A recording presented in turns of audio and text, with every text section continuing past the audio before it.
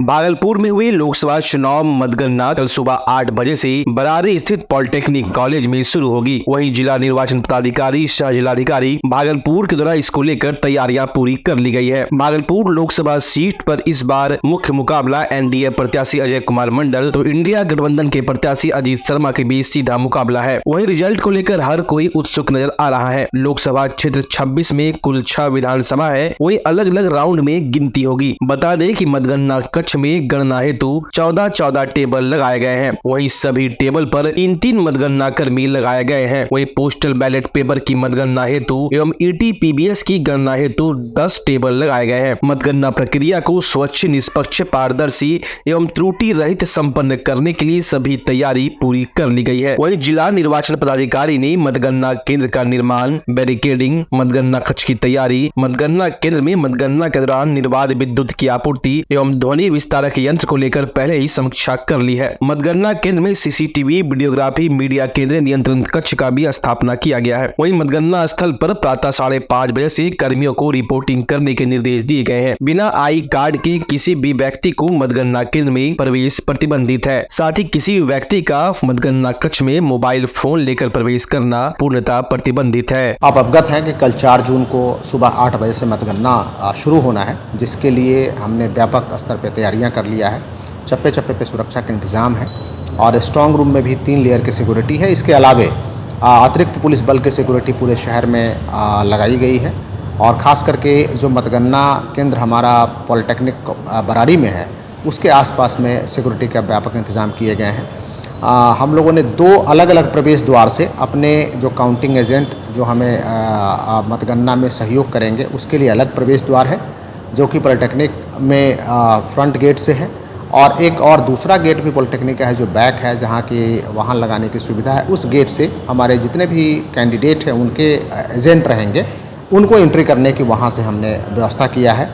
और सभी एंट्री करीब 5 बजे सुबह से ही लोगों को हम लोग प्रॉपरली फ्रिस्क करके और ये इंश्योर करें कि कोई भी इलेक्ट्रॉनिक गजेट नहीं जाए। मोबाइल है, कैलकुलेटर है, उसके बाद लैपटॉप है और आईपैड है या कोई भी ऐसा डिजिटल इक्विपमेंट्स जो कि माननीय भारत निर्वाचन आयोग का निर्देश है, उसको हम लोग अनुपालन कराएंगे। सभी कैंडिडेट को भी इसके संबंध में डिटेल में ब्रीफ कर दिया गया है और सभी लोग अवगत हैं। ऑब्जर्वर साहब भी यहाँ 2 ऑब्जर्वर साहब आ चुके हैं जो कि अभी केंद्र का भ्रमण भी करने गए हैं, और मैं और एसएसपी साहब भी अभी दोबारा हम लोग विजिट करेंगे और हम लोग काफ़ी अच्छे तरीके से काउंटिंग को शुरू कराएंगे। शार्प 8 बजे काउंटिंग शुरू हो जाएगी, लेकिन उससे 3 घंटा पहले से हमारी पूरी टीम लगी रहेगी। आप अवगत हैं कि धारा 144 अभी लगी हुई है, पूरे ज़िले में है, और ख़ास करके मतगणना केंद्र के आसपास इसको हम लोग विशेष रूप से इन्फोर्स भी करा रहे हैं। तो कहीं भी विजय जुलूस निकालने की अनुमति नहीं है, और ऐसा कुछ भी कभी होगा तो अनुमति लेकर के ही निकालेंगे। और धारा 144 में 5 या 5 से अधिक लोगों का मजमा वो अवैध करार दिया गया है, और एक्सेप्ट कि मतगणना कर्मी पे या जो अभ्यर्थियों के एजेंट रहेंगे उन पे ये लागू नहीं होगा, और मतगणना परिसर में ये लागू नहीं होगा। इसके अलावा सभी जगह पे हम लोग इसको इन्फोर्स करेंगे। एग्जिट पोल के नतीजे के बाद इंडिया अलायंस भड़क उठा है। इंडिया अलायंस के प्रत्याशी मीडिया पर भड़क रहे हैं। कांग्रेस अध्यक्ष मल्लिकार्जुन खड़गे, नेता राहुल गांधी ने सभी प्रत्याशियों व पार्टी पदाधिकारियों के साथ ऑनलाइन बैठक की। बैठक में महागठबंधन समर्थित कांग्रेस प्रत्याशी अजीत शर्मा भी शामिल हुए। बैठक में नेताओं को एग्जिट पोल पर ध्यान नहीं देने की सलाह दी गई। वहीं अजीत शर्मा ने एग्जिट पोल पर सवाल खड़े किए। उन्होंने कहा कि बिहार में इंडिया अलायंस 30 से अधिक सीटें जीत रही है। भागलपुर में हमारी जीत हो रही है, लेकिन एग्जिट पोल में हमारी हार है। भाजपा ने चैनलों को खरीदा है। बैठक में हमें यह कहा गया कि किसी भी नतीजे के चक्कर में ना पड़े, हमारी जीत हो रही है, हमारी सरकार बन रही है। काउंटिंग हॉल में जो भी कार्यकर्ता रहेंगे वो अंत तक डटे रहे, इसकी सलाह दी गई है। इस सब मीडिया जो भी दिखा रहा है, ये सब आदरणीय नरेंद्र मोदी जी प्रधानमंत्री का बिका हुआ मीडिया है, गोदी मीडिया जिसे कहते हैं। निश्चित तौर पर यह गलत है। 4 तारीख को गिनती होने दीजिए, जनता निर्णय लेगी, कौन जीतेगा नहीं वो निर्णय ले चुका है, और 4 तारीख को बताएगा। और जो सीट सरकार हमारे इंडिया गठबंधन की देश में बनेगी, ये मैं आपको बताना चाहता हूं, जो हमें भी जनता का रिपोर्ट है।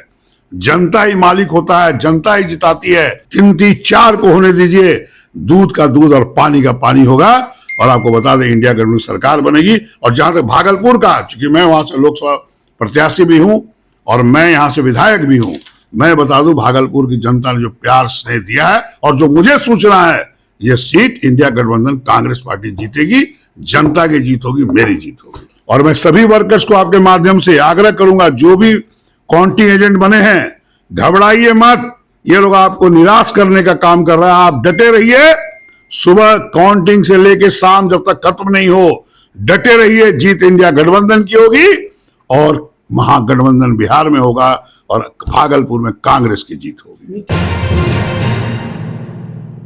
एग्जिट पोल में एक और जहां एनडीए को बढ़त मिलने की बात कही गई है, वहीं इंडिया गठबंधन को इसमें कम सीट मिलना बताया जा रहा है। अब इस एग्जिट पोल को लेकर भागलपुर जदयू की मीडिया प्रभारी शिशुपाल भारती ने अपनी प्रतिक्रिया दी है। शिशुपाल भारती ने घमंडिया गठबंधन के घमंड चकनाचूर होने की बात कही। उन्होंने कहा कि थोड़ा बहुत इधर उधर हो भी जाए, लेकिन एग्जिट पोल के आंकड़े काफी हद तक सही है। उन्होंने यह भी कहा कि हमें पूरा भरोसा है कि 400 सीट हम देश में जीतेंगे और बिहार की 40 की 40 सीट हम जीतेंगे। चुनाव गुंडागर्दी से नहीं हुए हैं, साफ सुथरे चुनाव हुए हैं, जनता को जनमत मिलेगा। हमारे पार्टी के तरफ से पूरी तैयारी है। एनडीए गठबंधन के लगभग 100 के संख्या में साथीगण जो है कल काउंटिंग हॉल में जाएंगे और पूरे काउंटिंग प्रक्रिया को अपने स्तर से देखेंगे और हमारा जीत सुनिश्चित है। और हमारा जीत का जो अंतराल है वो लगभग 3 लाख से ऊपर का होगा। पूरा एनडीए गठबंधन भागलपुर में खुशी का माहौल है, उत्साह का माहौल है और बेसब्री से कल का इंतज़ार हो रहा है, गिनती का इंतज़ार हो रहा है। बिहार में हम 40 का 40 सीट एनडीए गठबंधन जीत रहे हैं। क्योंकि हम लोग 39 सीट तो पहले से जीते हुए थे, हम लोग पूरी कोशिश करके किशनगंज सीट को भी जीतने में लगभग हम लोग सफल हैं। जो पोल एग्जिट पोल आया है, 40 का 40 सीट बिहार में एनडीए गठबंधन जीत रहा है और देश में हम लोग 400 पार करके लगभग 419 सीट जीत रहे हैं और देश में पुनः तीसरी बार देश का प्रधानमंत्री नरेंद्र मोदी जी बनेंगे। एग्जिट पोल पे हम लोगों को पूरा भरोसा है और हम लोग का जो कार्यकर्ता का अपना एग्जिट पोल है, पूरे देश के एनडीए गठबंधन के जो साथियों का एग्जिट पोल है, वो 419 के लगभग आ रहा है।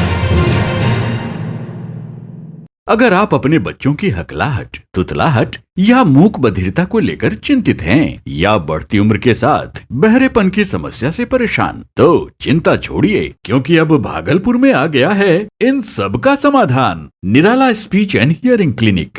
ऑडियोलॉजी, स्पीच थेरेपी के साथ साथ विश्व स्तरीय best digital hearing aid with rechargeable and bluetooth facility. तो आज ही सुनने की जांच कराएं तथा सुनने की मशीन लगवाएं। निराला स्पीच एंड हियरिंग क्लिनिक। हमारा पता है बड़ी पोस्ट ऑफिस के सामने, मेट्रो मिर्ची रेस्टोरेंट तथा सेंट्रल बैंक वाले रोड में, भागलपुर। मोबाइल 7050193341। हमारी 2 और भी शाखाएं हैं, पूर्णिया में Panchvati complex, Bihar talkies road, line बाजार पूर्णिया, और अररिया में टाउन हॉल के सामने वाले मिर्जा गालिब रोड में, AB मेडिकल के समीप।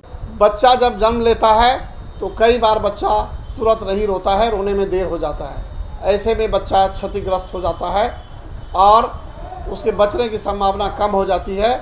और यदि बचा तो भविष्य में उसमें विकलांगता की समस्या आती है, जिसे CP कहते हैं, जिसका कोई माकूल इलाज नहीं है और ज़िंदगी भर बच्चा विकलांगता से जूझ सकता है। ऐसे में पूरे संसार में कूलिंग थेरेपी का सहारा लिया जाता है। जन्म से ठीक 6 घंटा के अंदर यदि उसको कूलिंग थेरेपी दिया जाए तो उससे उसका CP की समस्या कम होती है और बचने की भी संभावना बढ़ती है। पहली बार बिहार झारखंड में आपके शहर के स्नेह नवजात शिशु बाल सेवा केंद्र में यह मशीन उपलब्ध है। कभी भी ऐसी बात हो कि बच्चा रोने में विलम्ब हो गया तो आप स्नेह नवजात शिशु बाल सेवा केंद्र में जरूर संपर्क करें।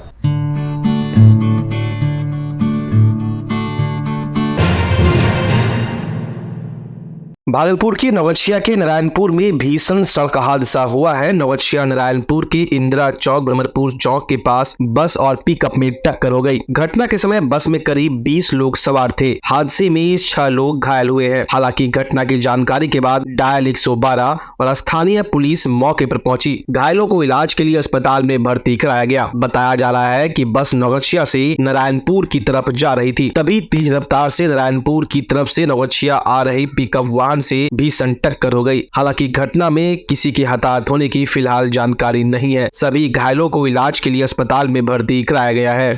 हम कामाख्या के दर्शन करके आए और अब गया जी हो बनारस होते हुए अपने घर जाते। यूपी मेरठ में हमारा घर है। ये कितने बजे घटना घट गई? ये अभी 1 से 1.5 घंटे पहले की बात है। 8 बजे 7:30-8 बजे करीब की बात है। 7:30-8 बजे की करीब है। तो कोई घायल या किसी को कुछ नुकसान? ड्राइवर और 1-2 यात्री घायल है। ड्राइवर का चोट है, यात्रियों का 1-2 का चोट है। वो उपचार के लिए गए हुए हैं अस्पताल में। टेम्पो वाले ने मारी टक्कर, बस बैलेंस बिगड़ गया। अब बस शुक्र है ऊपर वाले का, बच ही गए। सारी सवारी हमारी बच ही गई। बस चोट तो थोड़ी बहुत लगी है, लेकिन हमारे ड्राइवर के जरा कुछ ज़्यादा नहीं। जी क्या नाम ओवरटेक कराए उसने, छोटा गाड़ी वाले ने। छोटे गाड़ी वाले ने ओवरटेक किया था। ओवरटेक में दुर्घटना हुआ। कितने लोग जख्मी हैं? जख्मी 2 लोग। मृतक भी हैं? कोई मृतक नहीं है, बस खाली जख्मी है। जख्मी 2 लोग हैं। वो बस में बैठे हुए जख्मी है या पिकअप में बैठे हुए जख्मी? नहीं, हम लोग बस वाले। एक ड्राइवर है, एक हलवाई।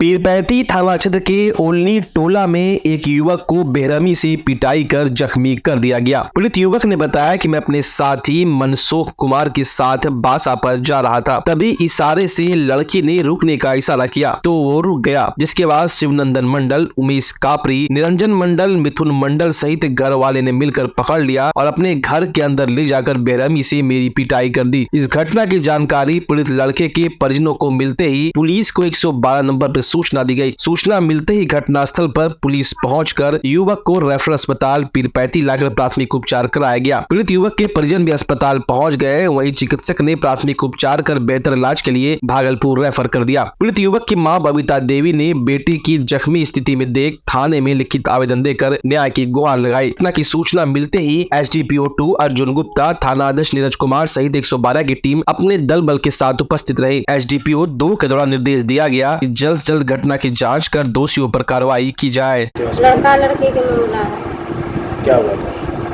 रोड पे बोला था यार, इशारा मार के बोला ये कौन के है न, बोला लीजिए सब। घर घिंच के मारा था। हम भी घर में नहीं, मेरा पति भी नहीं घर में, सुने में मारा। कैसे पता चला कि मारपीट हो रहा है? पता चला गांव के आदमी फोन किए हैं। घोगे में मायके के पास है, घोगे में पता चला। फोन किए कोई नहीं तो हम सब आए, प्रशासन को फोन किए तब हम यहाँ पर आए।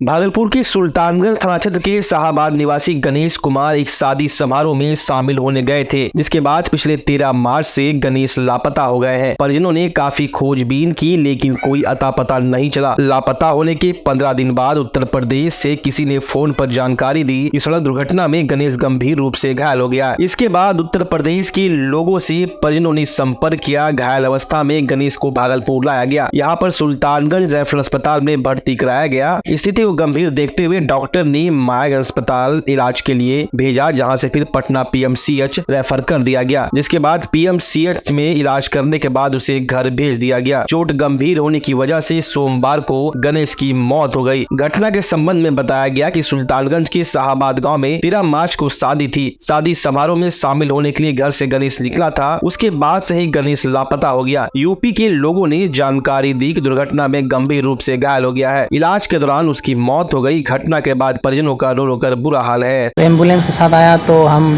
1500 रुपया दिए गाड़ी वाले को और बोला गुंची इसको आप रख, मतलब इसका इलाज ट्रीटमेंट कराइए। तो हम ट्रीटमेंट कराने के लिए अपने सदर अस्पताल मतलब कि रेफरल अस्पताल सुल्तान ले गए। इसके दरमियान जो है ना रेफरल अस्पताल ट्रांसफ़र कर दिया, जो कि हाँ मायागंज आए। मायागंज से भी 15 से 20 दिन इलाज हुआ। उसके बाद जो है ना PMCH पटना हमको ट्रांसफ़र कर दिया। तो वहाँ पर भी 15 से 20 दिन हुआ। उसके दरमियान फिर घर मतलब बोला कि जाइए आप, थोड़ा घाव छूटेगा तभी आइएगा। तो उसके दरमियान जो है ना विशाल घाव हो गया था। तो फिर उसके बाद एम्स हॉस्पिटल लेके गए तो वहाँ पर उसको नहीं एडमिट लिया। सब चीज़ देख लिया तो वहाँ से घर वापस आए। उसके बाद जो है ना इलाज कराने लगे। एक ही दिन तो हुआ था, दूसरे दिन तो डेथ ही कर गया। सबौर प्रखंड के पीछे स्थित बजरंगबली मंदिर को तोड़ने का आदेश सबौर के अंचलाधिकारी के द्वारा दिया गया है। अतिक्रमण नोटिस भी दिया गया है। नोटिस 4 व्यक्तियों को मिला है। अतिक्रमण पूरे अंचल में है, लेकिन किन्हीं को भी अतिक्रमण का नोटिस नहीं दिया गया है। मात्र 4 व्यक्ति को नोटिस दिया गया। इसको लेकर अंचलाधिकारी सबौर को आवेदन दिया। कोई कार्रवाई नहीं होने पर सभी ग्रामीण डीएम ऑफिस आवेदन लेकर गए, लेकिन आवेदन वहाँ भी नहीं लिया। इसके बाद सभी ग्रामीण वापस लौट गए। ग्रामीणों का कहना है कि यह मंदिर बहुत पुराना है। अंचल परिसर में एकमात्र मंदिर है जिसमें हम सभी ग्रामीण मंदिर में पूजा पाठ करते हैं, लेकिन अंचलाधिकारी के द्वारा मंदिर तोड़ने का आदेश दिया गया है। रास्ता दिया जाए बजरंगबली पूजा करने के लिए। सब लोग महिला लोग आती है, पूजा करती है वहाँ पे। तो हम लोग चाहते हैं कि पूजा मतलब हम लोग को थोड़ा सा जगह दिया जाए। उतना तो है नहीं जमीन, थोड़ा सा मेरा पर्सनल जमीन है, थोड़ा सा सरकारी है। तो पूरा सरकारी लेते तो अलग मैटर था कि हाँ उसको तोड़ दिया जाए। दोनों मिला हुआ है, थोड़ा सा जमीन के लिए तोड़ा जा रहा है, ये तो गलत बात है ना। और कई जगह है वहाँ पे भी तो मंदिर ऐसे ही बना हुआ, वहाँ पे नहीं जा रहा है नोटिस। सिर्फ यहीं पे नोटिस क्यों आ रहा है? जाना है तो पूरा तोड़िए, तब हम कुछ नहीं बोलेंगे। एक को तोड़िएगा तो तब प्रॉब्लम तो होगा ही, तब हम लोग भी आगे कुछ करेंगे। पूरा प्रखंड में अतिक्रमण है क्या? हाँ पूरा है। सारे को नोटिस गया है? सारे को नोटिस नहीं किया है, सिर्फ 4 ही 2 ही घर क्यों जा रहा है? ये तो बदमाशी ना हो रहा है। ये नोटिस दे रहा है संतोष कुमार सिंह को, तो बजरंगबली को देना चाहिए नोटिस। ये किस सरकारी जमीन है? सरकारी जमीन थोड़ा सा है और निजी अपना जमीन है। निजी अपना जमीन है, वहाँ पे बजरंगबली बैठा है। एकदम मिले तो सीओ से सीओ बोला कि करवन हटाइए, लिख के दीजिएगा। क्या लिख के तारीख को मिले तो क्या लिख के देना है? लिख के दीजिएगा, करवन हटाइएगा। करवन अतिक्रमण? हाँ।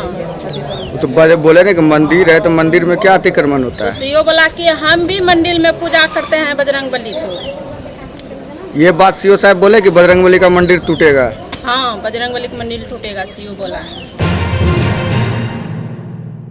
सबौर प्रखंड के पीछे स्थित बजरंगबली मंदिर को तोड़ने का आदेश सबौर के अंचलाधिकारी के द्वारा दिया गया है। अतिक्रमण नोटिस भी दिया गया है। नोटिस 4 व्यक्तियों को मिला है। अतिक्रमण पूरे अंचल में है, लेकिन किन्हीं को भी अतिक्रमण का नोटिस नहीं दिया गया है। मात्र 4 व्यक्ति को नोटिस दिया गया। इसको लेकर अंचलाधिकारी सबौर को आवेदन दिया। कोई कार्रवाई नहीं होने पर सभी ग्रामीण डीएम ऑफिस आवेदन लेकर गए, लेकिन आवेदन वहाँ भी नहीं लिया। इसके बाद सभी ग्रामीण वापस लौट गए। ग्रामीणों का कहना है कि यह मंदिर बहुत पुराना है। अंचल परिसर में एकमात्र मंदिर है जिसमें हम सभी ग्रामीण मंदिर में पूजा पाठ करते हैं, लेकिन अंचलाधिकारी के द्वारा मंदिर तोड़ने का आदेश दिया गया है। रास्ता दिया जाए बजरंगबली पूजा करने के लिए। सब लोग महिला लोग आती है, पूजा करती है वहाँ पे।